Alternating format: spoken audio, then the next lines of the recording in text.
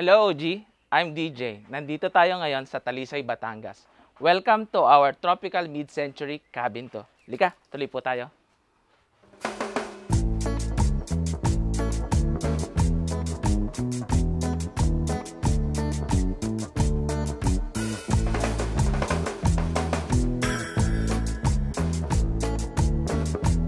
I wanted to talk to OG kasi I want other people to be inspired by that experience, and you will also have that sense of empowerment. Yun pala, ordinaryong tao lang nagkaroon siya ng ganon. Baka kaya ko rin siyang mangyari. Lalo na ako, malapit yung puso ko sa mga OFW kasi minsan isang buhay ko part ng buhay ko naging OFW, and yung mga aspirational notions na pag-uwi ko sa Pilipinas, I want some place that may beautiful lugar na pupuntahan ko, may magandang lugar na nag-iintay sa akin pag-uwi ko na bunga ng dugo at pawis at luha, literally, para mangyari siya.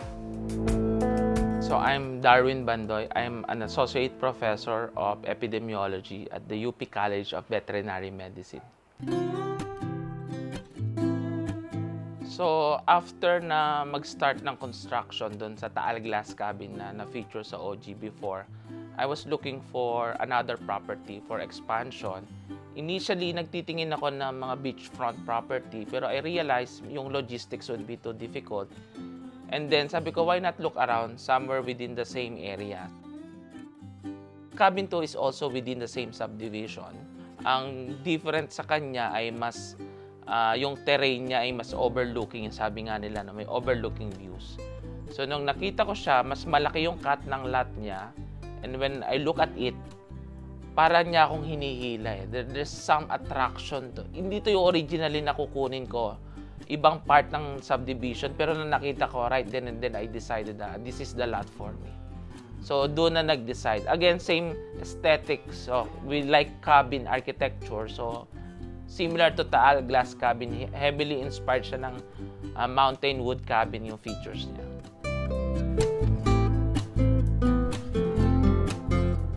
Design inspiration ay from different elements. First is yung kay Richard Neutra na mid-century modern houses sa California.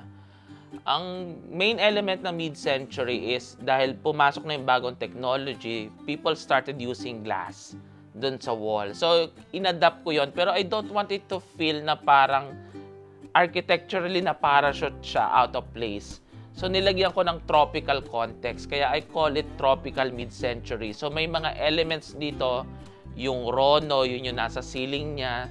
Tapos, meron din siyang ginamit na mga components from yung mga lumang bahay na giniba. So, may upcycling na ginawa kami.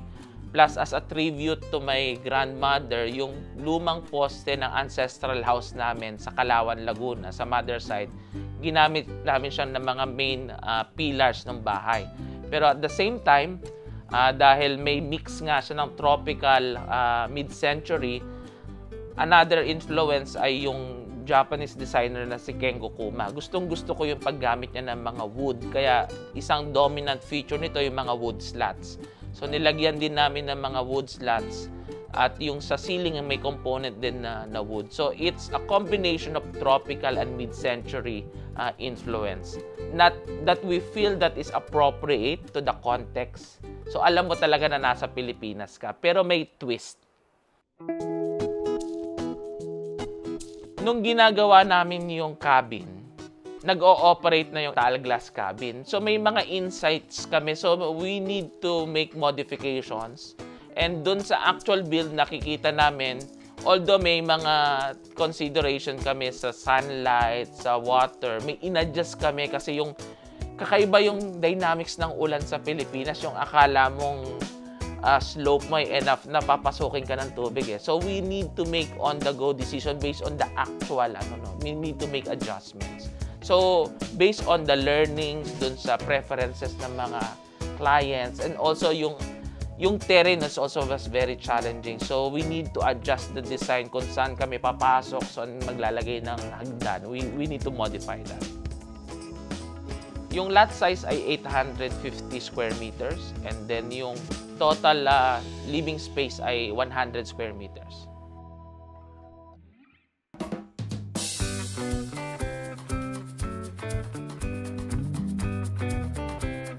So upon entering na cabin 2, una nating makikita itong kitchen. Ang design decision dito is kapag may dala kayo na pinamili, accessible siya. Hindi na kayo dadaan sa main living room.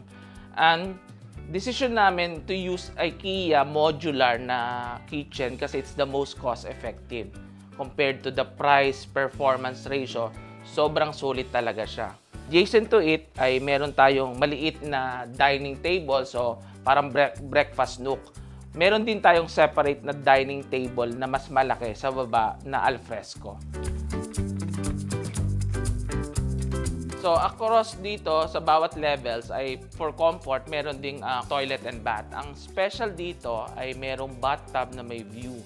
Ang ginamit naming mga materials based dun sa learnings namin sa Taal Glass Cabin ay teraso.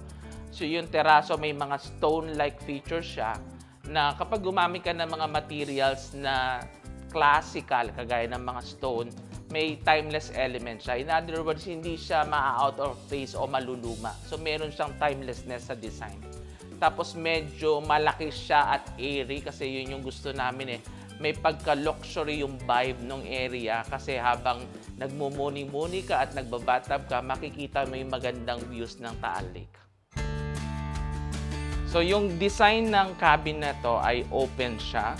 So adjacent dito sa ating dining area and sa kitchen ay yung master suite. So yung master suite, ang special dito kapag gumising ka sa umaga, meron kang view ng Taal Lake. And adjacent to the master suite, may living space tayo. So, you could comfortably sit 4 people. So, may ample seating space. And adjacent to it, pagbukas mo itong malaking mga glass sliding doors, ay nandito naman yung ating balcony. So, kanina nandito tayo sa taas. So, pag bumaba ka by the stairs, ito na yung barkada room. So, comfortably accommodate 8 people. Inspired din siya sa Taal Glass Cabin kasi meron din kaming barkada room. So dito, ang isa sa importanteng design element is maraming pwedeng matulog together pero hindi siya masikip. So in-ensure namin na yung configuration ng beds ay maluwag. At yung barkada room natin may built-in din siyang toilet and bath. So para accessible siya at hindi na kailangan lumabas. So, another feature ng cabin 2 ay meron tayong alfresco dining kasi most people who visit here, they celebrate birthdays and special occasions. So, nagbigay kami ng isang malaking space where everybody could eat together and at the same time enjoy the beautiful view of the Taal Lake. At syempre, yung pinaka-special feature niya, yung pool na may breathtaking views ng Taal Lake. So, malaki, sizable size, around 21 square meters yung total perimeter area ng pool at it's really quite special when you experience swimming at the same time enjoying the views. Yung materials na ginamit namin, may classical construction which is yung hollow blocks dun sa baba na part. Tapos meron din kaming i-mix dito, nag-upcycle kami kasi murang gumamit ng mga kahoy sa ginibang bahay. Meron ka na ring evidence na termite proof siya kasi kung aanayin siya, inanay na siya, pero it survived. So, meron kaming in-upcycle. So, we used different materials. The most important consideration was the cost effectiveness. And then similar dun sa the most important for me is yung glass. So, glass yung pero if in-frame namin siya sa kahoy para makuha namin yung tropical mid-century effect kasi yung unang consideration sa bahay na to yung view. So everything was about the views.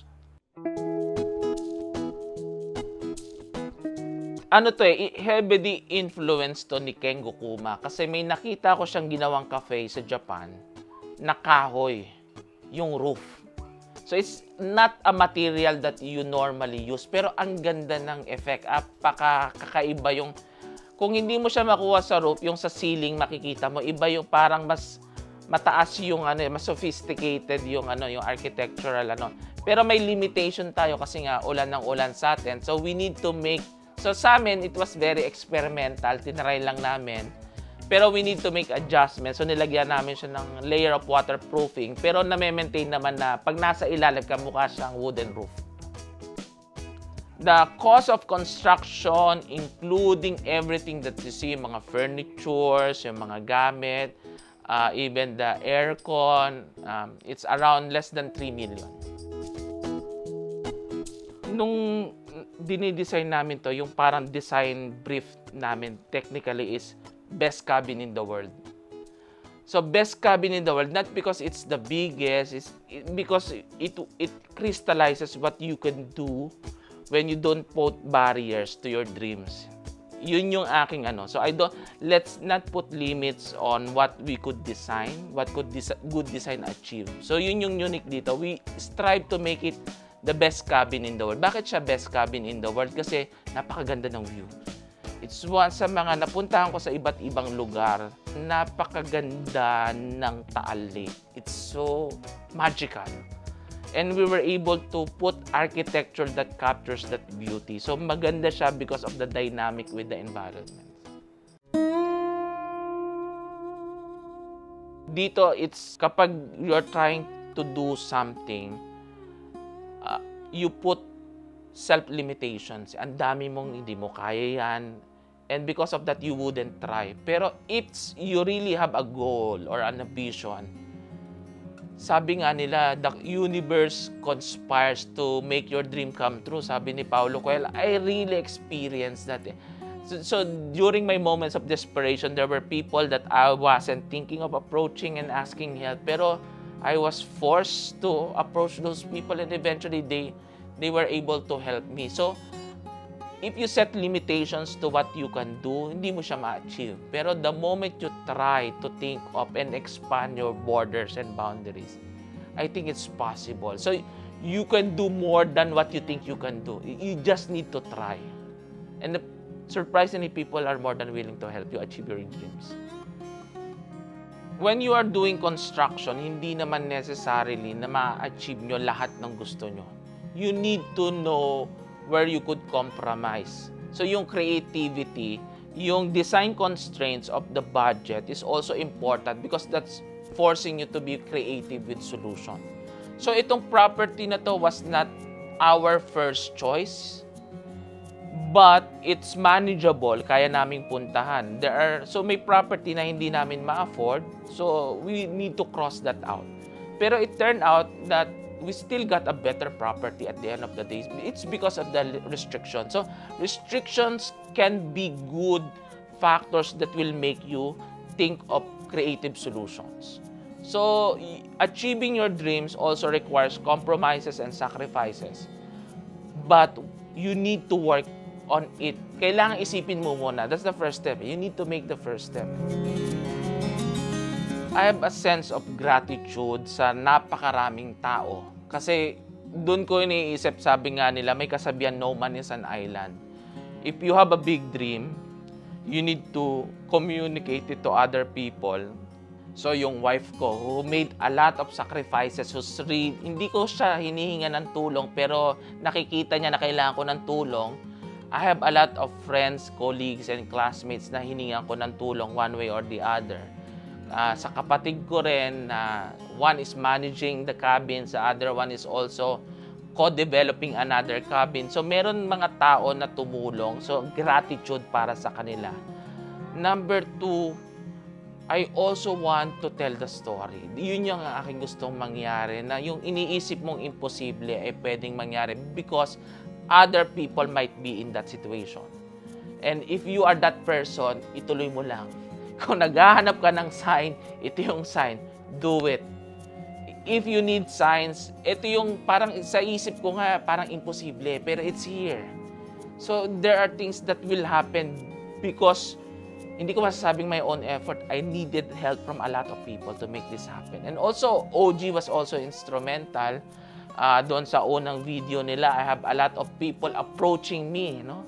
Some OFWs from other countries are telling me that they were inspired. So I hope this story, little story of our little cabin also inspires other people in the process.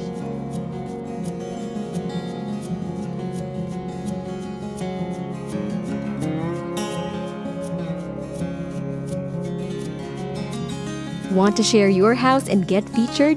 Email us at stories.onlygood@gmail.com and tell us about your interesting home story. For more videos like this, subscribe to OG and be part of the community.